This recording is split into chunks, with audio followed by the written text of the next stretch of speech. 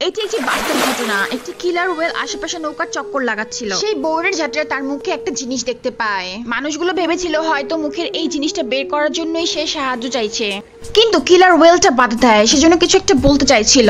তার এমন অদ্ভুত ব্যবহার দেখে বোটের মানুষরা বুঝতে পারলো সে নিজের জন্য না বরং অন্য হুইলের জন্য সাহায্য চাইছে। দেরি না করে তার রেস্কিউ টিমকে বিষয়টি জানায়। রেস্কিউ টিমকে দেখার সাথে সাথেই অর্ডারটি তার জায়গা থেকে অন্য জায়গায় সাঁতার কেটে চলে যেতে লাগলো। রেস্কিউ টিম যখন একটি ছোট্ট গুহা পার করে অর্ডারটির পেছন পেছন গেল, টিম সেখানে গিয়ে দেখলো যে ওই অর্ডারের মায়ের লেজ একটি বড় দড়িতে জড়িয়ে গেছে এবং ওই অবস্থাতেই সে অনেকদিন ধরে সেখানে পড়ে আছে। ছোট অর্ডার গুলো তাকে নিচ থেকে সাপোর্ট দিয়ে রেখেছে যাতে তার মা জলে ডুবে না যায়। তবে রেস্কিউ অপারেশনের সময় ওই মা অর্কটা সম্পূর্ণভাবে সহযোগিতা করে। হয়তো সে বুঝতে পেরেছিল ওই রেস্কিউ টিম তাকেই রেস্কিউ করার জন্য এসেছে। সে তার লেজ যতটা সম্ভব উপরে তোলা যায় তুলে দিচ্ছিল।